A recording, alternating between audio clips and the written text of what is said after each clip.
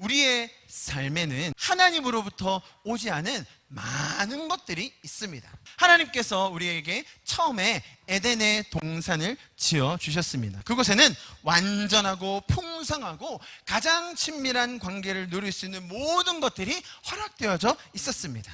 아무런 부끄럼도 없었고요, 죄책감도 없었고요, 무거운 짐도 의무감도 부담감도 아무것도 없었던 완전한 자유함이 있던 곳이 바로 에덴의 그 상태였습니다. 완전함, 충만함, 자유함, 이런 것들과 상충되는 많은 것들이 있으니 이런 것들은 인간의 죄로 인한 결과이지 하나님께서 일부러 에덴에서부터 심겨놓은 것이 아니라는 거예요. 성경을 자세히 보시면 하나님께서 우리를 저주하는 듯한, 처벌하는 것 같은, 벌 주시려고 하는 것 같은 표현들이 꽤나 많이 나옵니다. 그런데 그것이 하나님을 떠났을 때 인간이 당하게 될 결과인지, 아니면 하나님께서 자녀들이 떠났을 때 이놈 너희가 나를 떠나? 맛 좀 봐라 하고 그냥 콱 밟아버리시는 건지를 잘 구분해서 봐야 한다는 겁니다. 첫 번째 단추를 잘 끼워야 됩니다. 자, 인간이 무엇을 선택했습니까? 하나님을 떠나기로 선택한 거예요. 영원히 살 수 있었던, 완전하게 교제하고 풍성함 가운데 있을 수 있었던 인간이 하나님을 떠나기로 결정했어요. 자, 그때 하나님께서 인간에게 주셨던 말이 무엇이었습니까? 바로 창세기 2장의 이 말씀입니다. 창세기 2장 15절, 하나님께서 모든 것을 만들어 놓으시고 창조주와 피조물 간의 구분을 두기 위하여 피조물이 하나님을 항상 기억하게 하기 위하여 선악을 구분하게 하는 나무를 두셨어요. 이것만 먹지 않으면 된다고 하셨어요. 그럼 이거를 먹는 순간 관계가 끊어지는 거예요. 죽음이라는 상태에 오는 겁니다. 자, 그런데 문제는 뭐냐면 많은 분들이 이 구절을 보시면서 글자는 이렇게 적혀 있는데 어떻게 눈으로 보시냐면, 너 그거 먹는 날에는 내가 죽여버릴 줄 알아? 너 그거 건드렸다가는 내가 그냥 I'm gonna kill you. 하나님이 너 그거 먹은 죄값으로 내가 너를 죽여버릴 거야. 상고의 고통을 줘버릴 거고, 남자들은 땀 흘려서 일을 해야 될 거고, 너 그거 했다가는 그렇게 될 줄 알아 라고 협박하신다고 생각해요.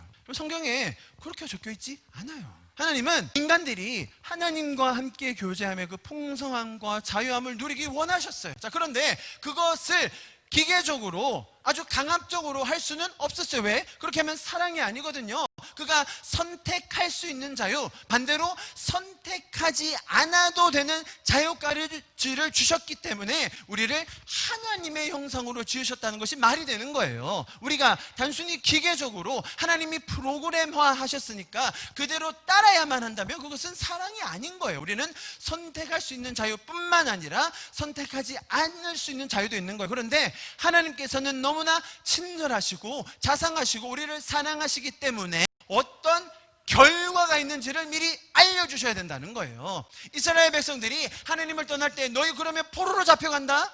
너희 그러면 이방이 쳐들어온다? 너희 그러면 힘들어질 거야. 자, 그게 하나님께서 저놈들이 내가 지금까지 그렇게 홍해를 건너고 만나를 주고 기적을 베풀어 줬는데 나를 떠나? 야, 아수르 너 일어나서, 야, 나 암몬 일어나서 쟤네들 쳐버려, 망하게 해버려.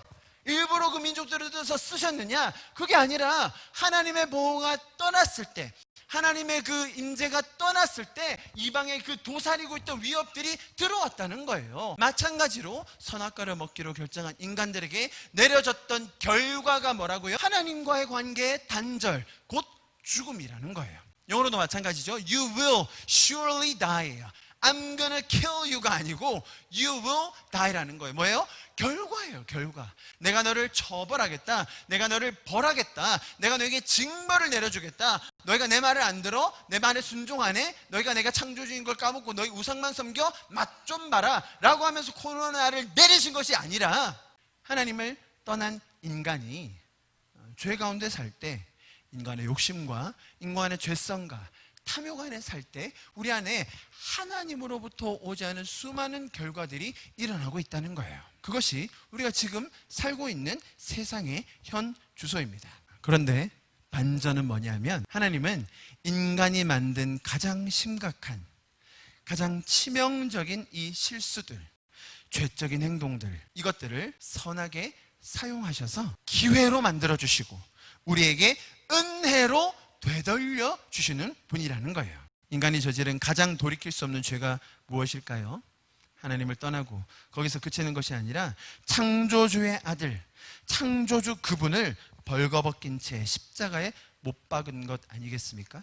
그런데 하나님께서는 인간의 죄성으로 나타나는 그 모든 죄의 결과, 수치, 고통을 감내하시고 가장 무지하고 이기적이고 죄적이었던 그 행동들을 뒤집어 엎으셔서 인간을 용서하시고 다시 살리시고 회복하는 수단으로 사용하셨다는 거예요. 창조주를 살인했던 그 어마어마한 죄를 십자가의 대속으로 승화시키셔서 인류를 구원하는 놀라운 결과로 만들어내셨다는 겁니다. 하나님께서는 매번 우리를 벌하시고 징계를 내리신다고 생각할 필요가 없습니다. 여러분, 이런 전염병마저도 하나님께서 일부러 우리를 혼내기 위해서, 정신 똑바로 차리게 하기 위해서 보냈다고 생각하는 이런 하나님을 잘못 이해하는 오해로부터 하나님을 제대로 알지 못하는 결과가 나올 수 있다는 것을 기억해야 합니다. 하나님을 대할 때, 그분께 나아갈 때